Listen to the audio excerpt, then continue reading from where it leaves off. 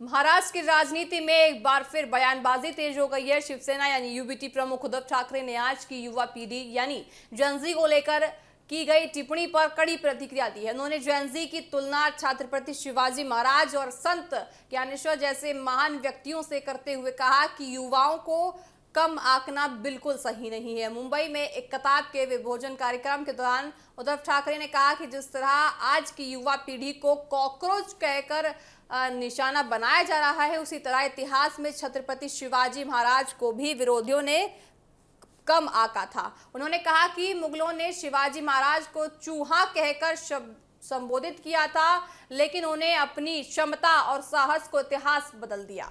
ठाकरे ने कहा कि जेनजी यानी करीब 13 से 28 साल की उम्र के युवाओं को उनकी उम्र के आधार पर कमजोर नहीं समझना चाहिए। उन्होंने उदाहरण देते हुए कहा कि छत्रपति शिवाजी महाराज ने केवल 17 साल की उम्र में तोरणा किला जीतकर अपनी ताकत दिखाई थी। वहीं संत ज्ञानेश्वर ने अपनी कम उम्र में ही ज्ञानेश्वरी जैसे महत्वपूर्ण ग्रंथ की रचना कर दी थी। उद्धव ठाकरे ने अपने बयान में कहा कि इतिहास में कई ऐसे उदाहरण हैं जहां कम उम्र के लोगों ने बड़े बदलाव किए हैं। इसलिए आज के युवाओं की सोच, उनकी ऊर्जा और उनकी क्षमता को नजरअंदाज नहीं करना चाहिए। उन्होंने कहा कि नई पीढ़ी अपनी बात रखने का तरीका अलग रखती है, लेकिन इसका मतलब ये नहीं है कि उसे कम आंकना चाहिए या फिर वो गलत हो जाते हैं। दरअसल जेनजी शब्द इन दिनों राजनीतिक बहस का हिस्सा बन गया है। यहाँ ये शब्द आमतौर पर उस पीढ़ी के लिए इस्तेमाल किया जाता है जिसका लगभग देखिए 1999 के दशक के अंत से 2010 के शुरुआती वर्षों के बीच हुआ है। ये पीढ़ी इंटरनेट, सोशल मीडिया और डिजिटल तकनीक के साथ बड़ी हुई है। संसद के मॉनसून सत्र के दौरान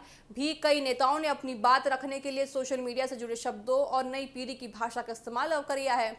सत्ता पक्ष और विपक्ष दोनों ही युवाओं से जुड़े मुद्दों को उठाने के लिए जेनजी जैसे शब्दावली का सहारा लेते नजर आ रहे हैं।